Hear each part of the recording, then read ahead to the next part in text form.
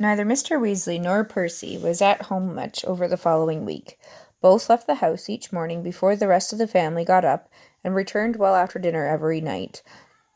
"It's been an absolute uproar," Percy told them importantly, the Sunday evening before they were due to return to Hogwarts.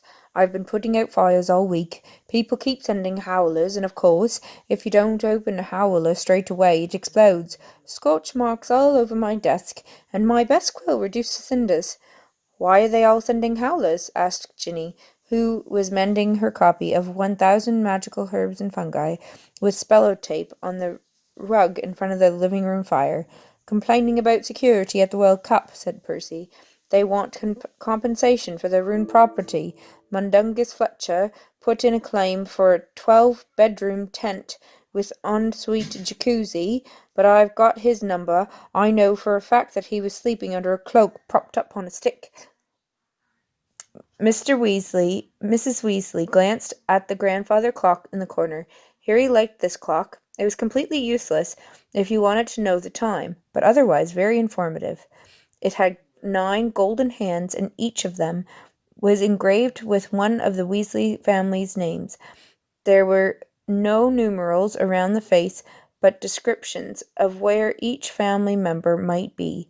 Home, school, and work were there, but there was also lost, hospital, prison, and, in the position where the number 12 would normally be, mortal peril.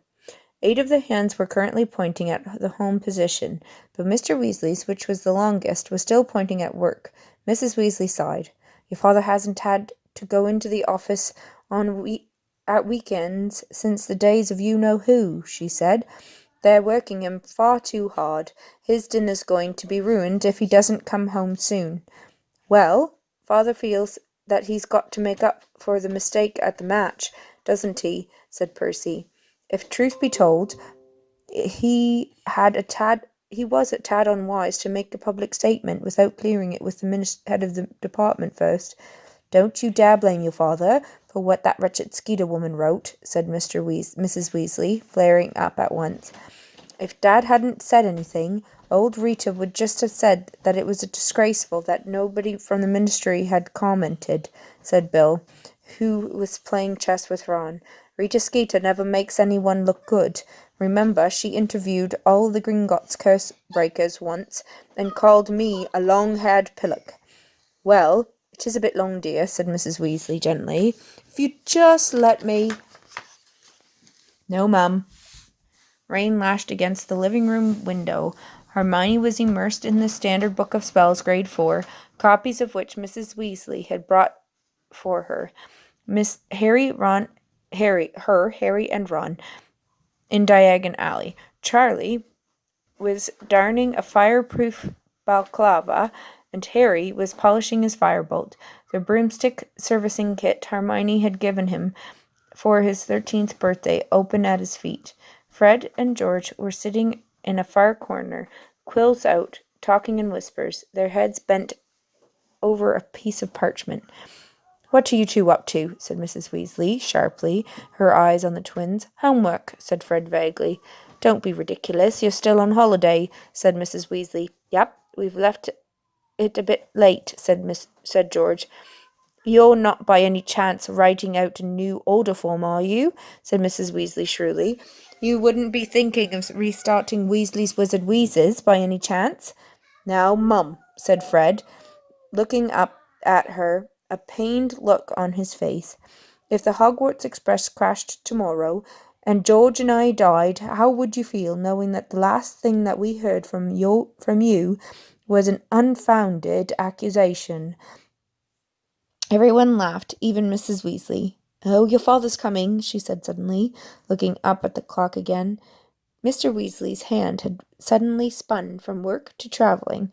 A second later, it had shuddered to a halt on home with the others, and they heard him calling from the kitchen. "Coming, Arthur," called Mrs. Weasley, hurrying out of the room. A few moments later, Mr. Weasley had come into the warm living room, carrying his dinner on a tray. He looked completely exhausted. "Well, the fat's really in the fire now," he told Mrs. Weasley, as he sat down in an armchair near the fire and toyed unenthusiastically with his somewhat shriveled cauliflower. Rita Skeet has been ferreting around all week, looking for more ministry mess-ups to report, and now she's found out about poor Bertha going missing, so that'll be the headline in the Prophet tomorrow. I told Bagman that he should send someone to look for her ages ago. Mr. Crouch has been saying it for weeks and weeks, said Percy swiftly. Crouch is very lucky Rita hasn't found out about Winky, said Mr. Weasley irritably. There'd be a week's worth of headlines in his house. Elf being caught holding the wand that conjured the dark mark. I thought we all agreed that the elf, while irresponsible, did not conjure the mark, said Percy hotly.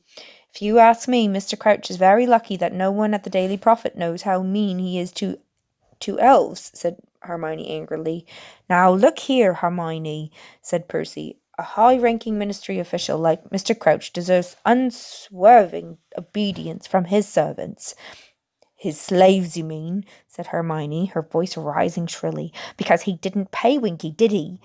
I think you'll be all better go upstairs and check that you've gotten packed properly, said Mrs. Weasley, breaking up the argument. Come on, now, all of you. Harry repacked his broomstick servicing kit, put his firebolt over his shoulder, and went back upstairs with Ron. The rain sounded even louder at the top of the house, accompanied by loud whistlings and moans from the wind, not to mention the sporadic howls from the ghoul who lived in the attic. Pidwidgeon began twittering and zooming around his cage again when they entered. The sight of the half-packed trunk seemed to have sent him into a frenzy of excitement. Bung him some owl treats, said Ron, throwing a packet across to Harry. It might shut him up. Harry poked a few owl treats through the bars of Pidwidgeon's cage, then turned to his trunk. Hedwig's cage stood next to it, still empty. It's been over a week, said Harry, looking at Hedwig's deserted perch. Ron, you don't reckon that Sirius has been caught, do you? Nah, it would have been in the Daily Prophet, said Ron. The Ministry would want to show that they'd caught someone, wouldn't they? Yeah, I suppose. Look, here's the stuff that Mum got for you in the in Diagon Alley. She's got some gold out of your vault for you, and she's washed all of your socks. He heaved a pile of parcels onto Harry's camp bed and dropped the money bag with a load of socks next to it. Harry started unwrapping the shopping. Apart from the Standard Book of Spells, Grade 4, by Miranda Goshawk, he had a handful of new quills, a dozen rolls of parchment, and refills for his potion-making kit. He had been running low on spine of lionfish and essence of belladonna. He was just piling underwear into his cauldron when Ron made a loud noise of disgust behind him. What's that supposed to be? He was holding up something that looked to Harry like a long maroon velvet dress. It had a moldy-looking lace frill at the collar and matching lace cuffs. There was a knock on the door, and Mrs. Weasley entered, carrying an armful of freshly laundered Hogwarts robes. Here you are, she said, sorting them into two. Now, mind you pack them properly so they don't crease. Mum, you've given me Ginny's new dress, said Ron, holding it out to her. Of course I haven't, said Mrs. Weasley. That's for you, dress robes. What? Said Ron, looking horror-struck. Dress robes, repeated Mrs. Weasley. It says on your school list that you're supposed to have dress robes this year, robes for formal occasions. You've got to be kidding, said Ron, in disbelief. I'm not wearing that, no way. Everyone wears them, Ron, said Mrs. Weasley crossly. They'll all look like that.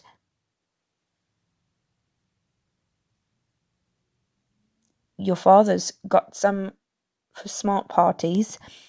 I'll go starkers before I put that on, said Ron stubbornly.